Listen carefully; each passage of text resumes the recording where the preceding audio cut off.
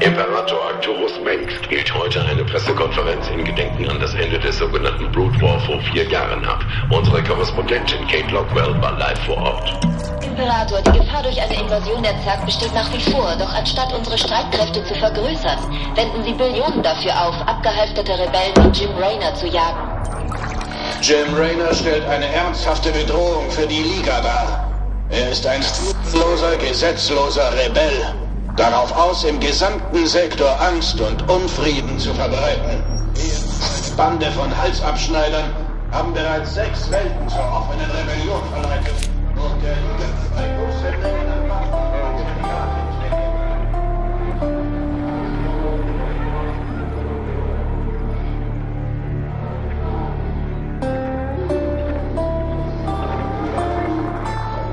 Dieser Kriminelle wird seine gerechte Strafe erhalten. Schon sehr bald. Ich bin noch lang nicht fertig mit dir, du miese Drecksau.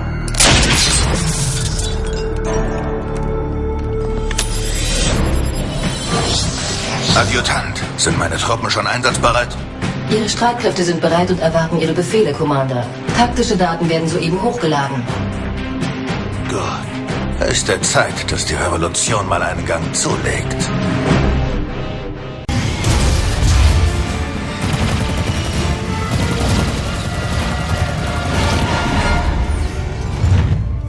Damn, Jimmy.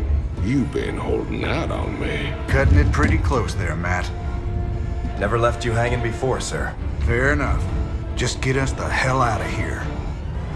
All batteries, concentrate forward firepower. Spin up drives 2 and 6. All hands brace for warp jump on my mark.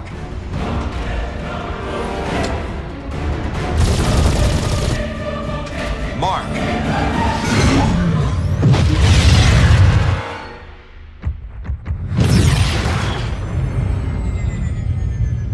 What the hell happened? We ain't seen the Zerg in years. Why attack Marsara now?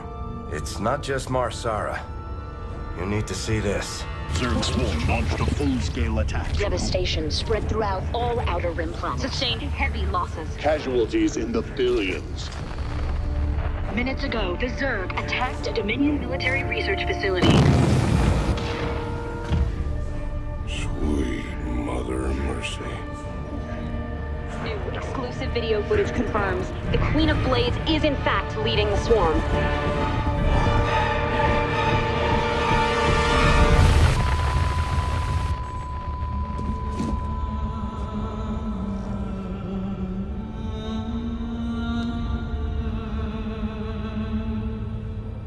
We always knew she'd be back, but what's she after? She's come to finish the job.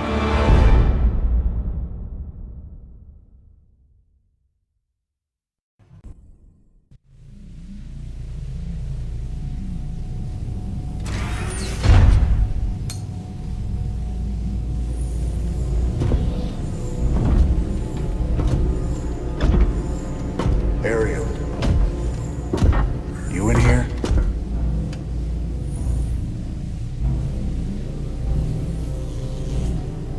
Matt, seal all access points.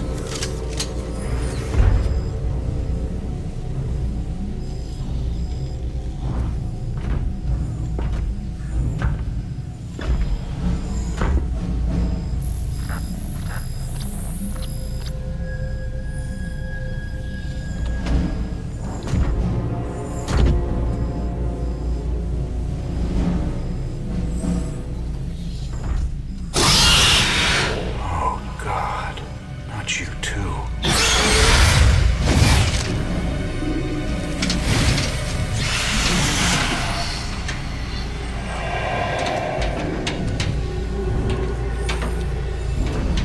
Will you enjoy it?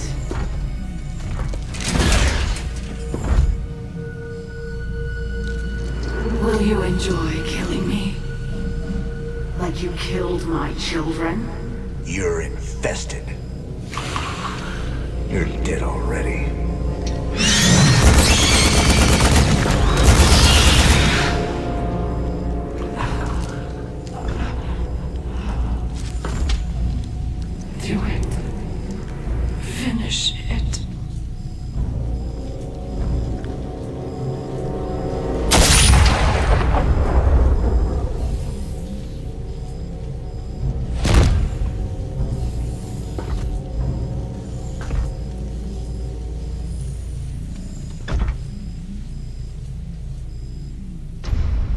so easily. Give it up for Stefano.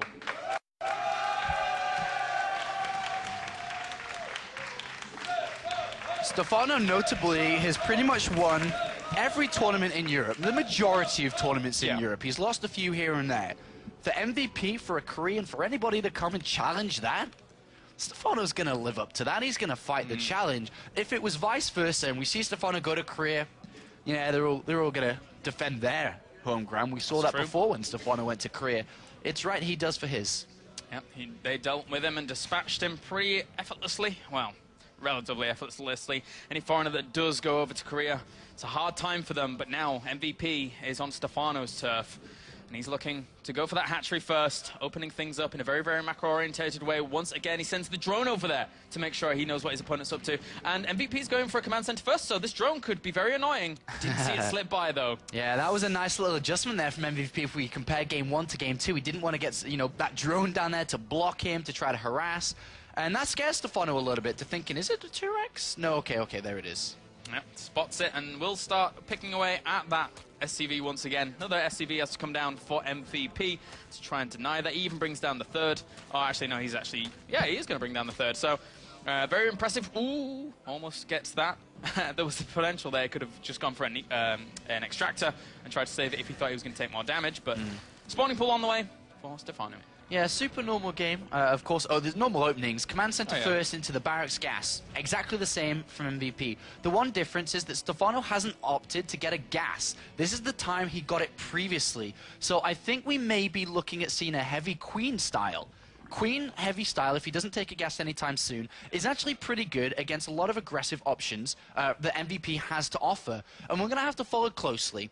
Does MVP add a second gas after his factory? If so, then the aggressive options are going to spread themselves out. Yeah. And Stefano's going to be well equipped. If you think about what can come, Banshees or Hellbat drops, Queens are very good at dealing with all of them. And the Hellbat drop, the scariest thing about it is actually the Medivac. It's not the Hellbat. They're so slow, so immobile. It's the Medivacs which make them strong. Yeah, allowed not only to heal, but also to boost into the positions that you want to.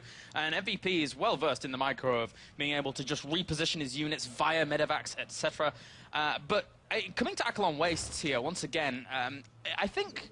because of the way we've seen Zergs actually vetoing this map time and time again against Terrans, I wouldn't be surprised in the slightest if Stefano wanted to open up with something very aggressive here to try and kill off MVP, but we'll have to see. That's true. His gases do come down at the normal timing here. The main reason why Terran players like to play this map and vice versa, Stefano doesn't like to play this map, or Zerg players should I say, is that the third base is very easily taken by a Protoss or Terran on this map. It's protected by some destructible rocks which can fall down and then create a wall, or rock tower should I say, and there's just two areas. With the rocks there, a tank, a Widowmine behind it, it's really indestructible. And likewise on the natural, it's hard to break up that ramp, and more importantly, the fourth base just south of the natural is even easier to take for MVP, who can protect an open area outside his natural and outside his fourth base, which is very difficult for aggressive Zerg players to get run-bys in, to try anything.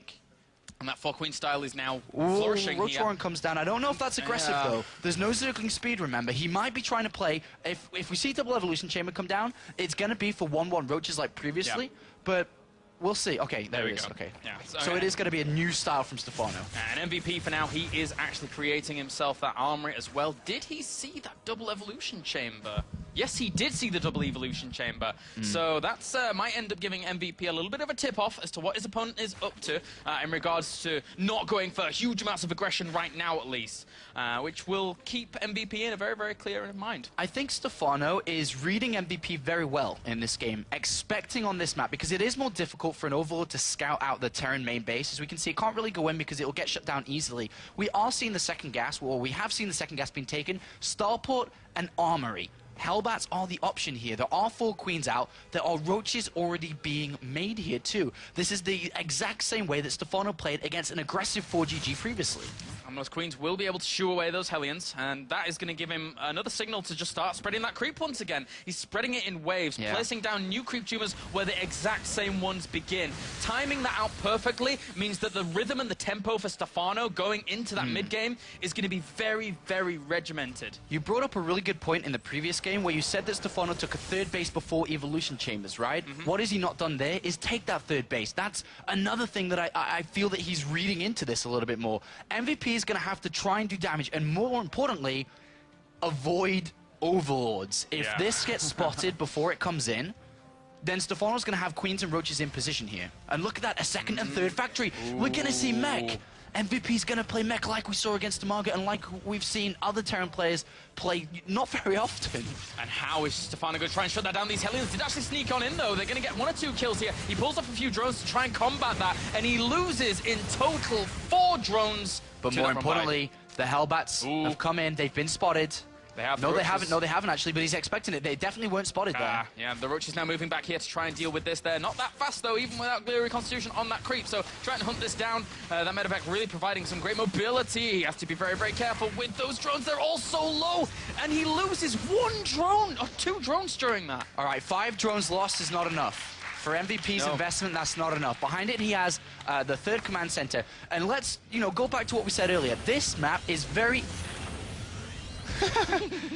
up and down go these barracks and command centers and factories. It's a very easily third base taken map. Yeah. So MVP's going to play mech because he knows he can get to a 5th and 6th gap easily. Just lift up and go down. Stefano pauses for 1 second, so don't worry about anything. But I want to just rewind your memory a little bit. Let's go back in time a bit. Demaga, or however you want to rewind. Demaga versus MVP.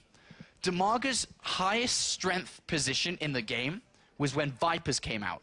That was the biggest point, the biggest opportunity he had to beat MVP was when Vipers came out, and then from there on down, it went a little bit downhill. Yeah. Stefano needs to play 2-2 timing Viper against this mech. I don't think he's actually seen he's playing against mech. Stefano is calling for an admin too, so we will get this going now. Okay, it's already fixed. He hasn't seen mech. He hasn't seen mech. Once he identifies mech, that will be his game plan. He will go straight to Vipers. They are the key in putting the blinding cloud down in eliminating this. Yeah, that blinding cloud we already saw for Demaga. It worked out greatly, but MVP's resilience and really did stand the test of time in that game. As for now, MVP moving around in the middle of the map. These 2 medevacs have not been spotted just yet, whilst those Roaches move out into a position of power. But still, it's not going to be too much power if.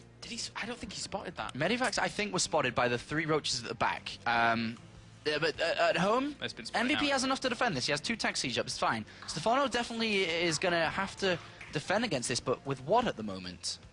Well, he's got a few queens there. They're going to try and focus down those medevacs. He gets one of them very, very quickly, but still those queens are going to take a lot of damage, trying to retreat them out where he can, whilst trying to bring those units back. Good transfuses here by Stefano, trying to keep these 2 queens alive, but one is actually trying to run away as best he can do. He picks up 2 of the Hellbats, trying to get those out. If he loses this queen, he's going to save it. He's going to save it. Great micro by Stefano. That was pretty good. Yeah.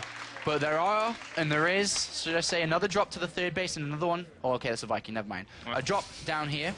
Trying to do some damage to the drones as well as maybe the queen once again. He still hasn't killed off a single worker with these attempted Hellbat drops since that first one, and they die off. Another great defense by Stefano. Yeah, and look at the Overlord speed was researching this game to bring all the Overlords home upon seeing the Viking. But the weakness of, I guess Stefano's good that he's been able to bring the Overlords back, but he hasn't seen the drops coming in, number 1, which is very important to note. And number 2, he doesn't really know what he's playing against. He may have seen the Hellbats with +1 at that point. He is going over to Hive. I think his game plan was to generally just go to Hive off 3 base. Yeah. Because I don't think that he's clicked he's playing against mech. He may have. Seen so many Hellbats, he may have. Yeah. And in that point, he will be going over to Vipers. He will be going over to a 3rd and 4th base at the same time. But I am a little bit scared about these Hellbat drops. It seems like MVP is playing this out really well, but he hasn't broken Stefano properly yet. Throughout this game, only 5 drones have been killed. He needs to do a little bit more than that. And for MVP, his second armory has only just come in now, so his upgrades are going to be a little bit lackluster. A great scan, though, sees that Hive timing. That's going to trigger MVP to know exactly what Stefano is up to at this point in time. It's going to be that 3-3 as quickly as he possibly can do for those Roaches, for those Hydralisks that he's getting the Hydralisk den down for. with that pathogen glands as well for a few infestors, Stefano's going to have a pretty impressively strong ranged army in the mid-game. His creep spread's pretty good too. Yeah. For MVP, he's only working off one armory though, so he's only going to have attack up. Okay, sorry, there is a second armory. +1 armor just now started, so he will be able to catch up in upgrades. MVP's game plan should all be about defense and drops. That the two in combination is perfect. Deal damage via drops, defend by sitting back, passively taking expansion slowly but surely. We do see a Hellbat drop coming in. And he's too much. Gonna get pushed away for now. The extra roaches will scuttle on down there to that main and try and shut this down. He could actually fungal that and lock it in place to kill it off. And it looks like he will end up killing it. So, whoop, or not, if he does speed on out of there. Is there a Spore Crawl on the natural? Or just out of range? No. And there is one further down though, so it looks like it will get picked off if he continues north. And there is a Spore Crawl there, so this medevac is going to have to deposit its load. Yep. And we'll try and get maybe 1 or 2 drones. He queues up the attacks and gets 1 drone for his troubles. Does he get a second? Yes, he does. So 7 workers have been killed thus far. Okay, looking at what Stefano's got set up, he absolutely wants to be rushing towards 200 supply and taking a fight at 200 supply. The same time he reaches 200 supply is when MVP will move his forces down onto the low ground and will try to defend his 4th base properly. At that point, a Viper strike would be key and crucial. Behind this, the Spire is coming down and he is going over to Broodlords very shortly. Doesn't have any Broodling upgrades yet. He'll have to do that once +3 is done, considering he's only got 2 Evolution Chambers. Where he can at least assess what his opponent is up to. He's still technically 2-1 upgrades versus 2-2. 3-3 isn't ready yet. He needs to take the engagement so carefully here. MVP now almost maxed out with his army, and he pulls a few of those Thors forwards, killing one off. Second one gets away. A siege tank killed it. Hellbats have invaded the south. And 3 Spine Crawlers trying to defend, and a couple of roaches, well, quite a few roaches and Hydras do come in too, but MVP's getting in good position, sniping down the Vipers. Here comes the Blinding Cloud, I guess. Here's just one, but he's going to filter through there, and I'm not sure this is the best position to attack. MVP's going to clean up so many of these units. Look at everything melting under MVP's fire. 32 Hydralisks are in production, though. Stefano needs to buy himself some time. He doesn't want this location sieged up whatsoever. However, he's going to kill off one of the Hellbats up to the north here, but at the same time, he now needs to just kind of find a good angle to engage into. Or MVP, a really strong push. There are no Vipers for Stefano, and this is going to be very difficult. MVP holds his position strong at 165 supply to 173. This favors MVP at the point. Here come those reinforcements. This is Hydras. They're getting blown up. They're getting thrown across, and MVP stands strong on this position. But remember, the expansion isn't super important to Stefano. He has another one at the 1 o'clock position, and then he's getting into gas on that now. He realizes he's going to have to give this up. But MVP, a nice, beautiful push there. Really nice timing. Yeah, really lovely positioning as well. The MVP creating trampoline Hydralisks, not really helping out Stefano too much there with an extra Viper on the way, but those Vikings really do rule the sky. Once again, just trying to push in, but there's so much firepower. He does end up closing the gap, but everything dies off almost before it reaches it. He captures a few siege tanks in the process, and those Zerglings close the gap on the in that 3rd base, or 4th base, and kill off all the siege tanks. All right, well, nice cleanup there by Stefano, but it's just going to continue going on. MVP's playing this out very, very strong, and we talked about how MVP can play different styles. A great scan from MVP saying, okay, there, oh, he's got another base up there. I'm not as far ahead as I thought I was, so let's throw down a bunch of command centers and get there. As he does throw down a couple more. I think a really nice goal for Stefano would be to get up to Roach Viper Hydra again, but I wouldn't be surprised if we saw a Mutalisk switch, a strong one, considering he did research. Did he complete +1 attack? Yeah, he did. You know, that could be very strong, considering there are not many Vikings, there are 0 Thors in this composition, and we saw the deadly amount of damage it did before the Thors came out earlier. Yeah, but he needs the gas, and that's something he doesn't have at this point. You're right, he kind of... And the thing is that whenever an engagement comes along, he has to remax out with those gas units. So he needs to find a point in this game where the aggression from MVP somehow, some way subsides. If it's by putting on aggression yourself, or just trying to create some strange split map scenario. But against mech like this, it can be tough to do. I really have to stress how good MVP is at playing mech here. Yeah. He's controlling the game well. He's done nothing but drop into a specific strike down to that south expansion, and now he's claiming a 5th base to the bottom right. Stefano seems to be on search towards it. MVP's trying to get there to defend it. Oh, Ooh, catches some of those siege tanks, maybe. Nope, has to pull on back now from that. This would be a nice snipe if Stefano can get this. I think he could. I think he could. The mech army is too slow here, and he's going to actually take down that planetary fortress. He's trying to be repaired, but no. Goodbye, planetary fortress. Ooh, and almost turned around into some of those siege tanks. Really nice, abusing the immobility of mech there to be able to pick off that expansion, slowing MVP down a little bit here. But so far, a great game. Stefano's re-expanded to the south and taken another 2 expansions to the very north and the very south on this map. A great display from both players again. Great, 2 fantastic macro players here going toe-to-toe. But I still think MVP is slightly weak towards good blinding cloud attacks. And how many Vipers does he have? He has 5 right now, and I'm assuming that they're very, very high on energy. Actually, no, they've got a little bit, but not too much. Tries to pull some of those siege tanks, gets some kills, tries to run on back. Not too bad a trade there for Stefano. I think Stefano is really, honestly, planning to set up a Mutalisk switch with +2 attacks coming in. Just remember that. The Corruptors are coming in, though, to start to deal with a couple of these Vikings. But good position again from MVP. A good position, but a position for what? What is he really controlling at this point? Not too much. He needs to edge his way towards an expansion. MVP has learned today already that he has to separate these siege tanks as best he can do. Corvid reactor starts behind this. Vikings in production as well. I've seen Corruptors. He runs those blinding clouds. A few units come in from every single angle here, but he has to fall back. Stefano, he's not going to break this right now. Stefano's lost a lot of units here. He is down in army supply as he loses roaches and hydras left and right. And he's producing 24 lings. And if I'm not mistaken, he still doesn't have Zergling speed. These are going to be very useless at this point. And MVP is cutting off the top half of the map. Stefano's almost going to have to give up this base as he cancels every unit that was making there. I'd like to point out something here, Claris, is that when I was watching MVP versus Damaga, MC said MVP missed out on Raven Switch. Very, very late with a Raven Switch. It's much, much earlier in here. The 8 Mutalisk Switch isn't... I think Stefano's bringing out his ace card before it's ready.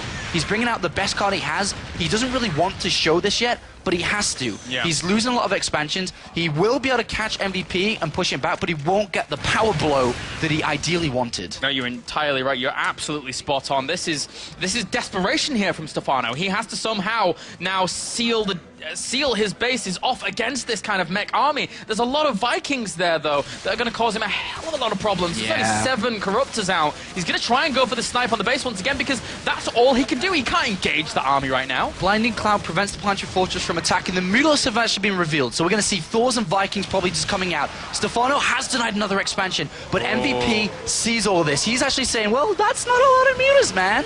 He said it in that very tone, and he just marches forward for expansion after expansion after expansion, and here comes the Thor production too. 13 Vikings combating those 13 Mutalisks now that are out in the field, and really not a good position to be in for Stefano at all, as the Vikings once again do try and push this back, as admittedly there are Corruptors there in tow to try and help that out, and the Blinding Clouds will land on some of these siege tanks. I think they were trying to land just on... one siege tank there, that's only one siege tank, everything's gonna die. He catches a lot of the Vikings though with those pulls, and now that actually really limits how much anti-air that MVP has. These Mutalisks are going to rule the skies for now and try and kill off as many siege tanks as they can do, trying to buy time for Stefano.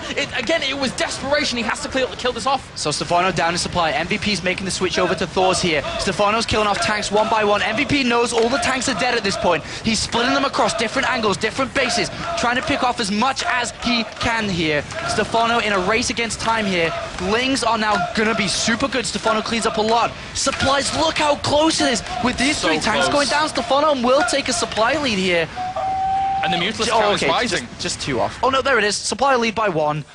So Stefano takes a supply lead, but the problem is that Thors and Vikings and Hellbats, it is such a strong composition against what we see Zerglings and Mutalisks. And remember, there's no melee upgrades. Yeah, this is getting a bit hard for Stefano here in game number 2. MVP is playing a phenomenal mech style. If it hadn't have been for the desperation mute switch by Stefano, MVP would have continued to run over him slowly but surely. Corruptions go down. He's going to try and magic box these Thors out of position, and at the same time, one of them will end up going down very quickly, but the Mutalist is still taking a lot of damage, as does the second one. Can he take out the 3rd Thor as well as the Vikings? Stefano's making things work here with the Corruptors and Vikings in combination. The Vikings are falling down. Likewise are the Thors here. MVP doesn't have any Thors left. He's got no anti-air once again. Stefano's Mutila switch with +2 attack is working wonders here, but does he have enough economy around the rest of the map to be able to support what he needs to keep on going against MVP, who still is mining quite efficiently? Yeah, I don't think so. It's not looking that great here. He throws down Blinding Cloud on that missile turret, wants to try and take that out. MVP is establishing himself a position here to try and save some of the siege tanks where he can. Stefano needs to kill off the anti-air bit by bit, just small little chunks as it moves out, trying to deny Stefano from doing the damage at other locations, but MVP knows missile turrets are going to save the day for him here if he's careful about it. Yeah, and Stefano tries to get in there. MVP needs to keep this defense strong. He really needs this expansion down here. Tanks are starting to fall off. The Mutalisk counts at 16. Not that high. MVP, though, needs money, just like Stefano does here. And there goes the Blinding Cloud on that turret, and these SCVs and mules will fall. Likewise will the turret. Corruptors in combination with mules are going to try to bring down this command center. Stefano is going to be able to bring this down. MVP, though, will start to run out of money, Stefano, but I think he may have too much anti-air. 7 Thors, 2 Vikings, 2 Ravens. Yeah, that's it may be too much. MVP may have just mined enough money to have a good enough army to beat what Stefano has, but remember, the more time that goes on, the more money Stefano is making, and he's made a switch over to Broodlords now. Nice. 182 supply. Boy, oh boy, I don't even know how he's that high, considering he hasn't been mining that much. It's been a fantastic game, back and forth. MVP attempts another expansion down at the south base. Stefano must not let MVP mine there. 3 of the Thors actually went with that army whilst he was assaulting that location. Now they're going to end up coming along as they have all been realized there by MVP. Stefano's army supply right now, 80 to 140. MVP's army is looking absolutely phenomenal. Stefano needs to constantly buy himself time and string his opponent across the map. So many of that army supply, though, is tanks. It's all about the pulling of the Thors. The Thors, I was about to say, if he pulls in the Thors, there won't be that much anti-air here, and the Mutalisks get right on top of them. The Broodlords may live strong. It's going to be incredibly close, but... Seekers, they actually connect with some of those Mutalisks, and he tries to do some splash damage to the Thors at the back, but it's not enough there. So much of MVP's mech army starts rolling across this. Well played. MVP, what a game. What a game from MVP. Yeah. Incredible to go from one style to another in an instant. But MVP just... Look how good he is with mech. Played a great game there, and this series is tied up. 1-1. We're now down to best of 5, in essence, but with those 2 games still actually in their minds. And now they have to account for the fact that anybody can mix things up. I think with the solid macro style of Stefano in game 1, with that solid macro style of MVP in game number 2, if anybody takes huge risks, I think that would be really scary for them. Well, it's all about to unfold. There's going to be a lot of mind games, a lot of thought process going into every single map. What did my opponent do that I could exploit? What can I do?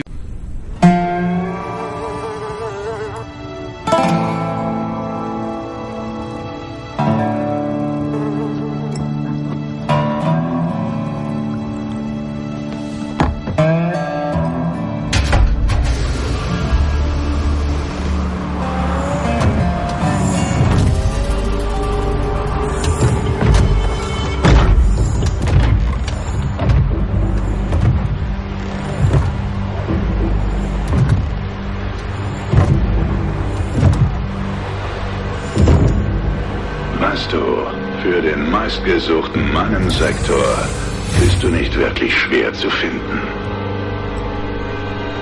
Das konnte ich mir nicht entgehen lassen.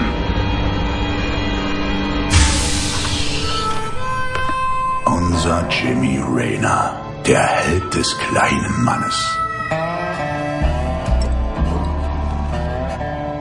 Tychus Findlay. Schicker Anzug. Sicher ist sicher. Hörte, du wärst auf Eis gelegt. Lebenslänglich. Hat man dich wegen guter Führung rausgelassen? Darauf kannst du einen lassen. Ich bin jetzt ein Musterbürger. Was verschafft mir denn das Vergnügen? Ich wollte dir nur ein Geschäft vorschlagen. Hast du dich schon mal gefragt, was die Liga hier draußen treibt? Du wirst es mir bestimmt gleich erzählen. Die buddeln nach Alien-Artefakten, Kumpel. Dein Freund Mengsk ist total scharf auf die Dinger. Aber ich habe da einen Kontakt, der für jedes Teil, das wir aus den Händen der Liga befreien, ordentlich was springen lässt. Da kann ich dann ja wohl schlecht Nein sagen, nicht wahr, Tychus? Alles klar, Partner. 60-40. 70-30. Für mich.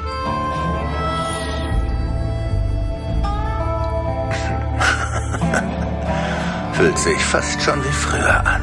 Wie in alten Zeiten.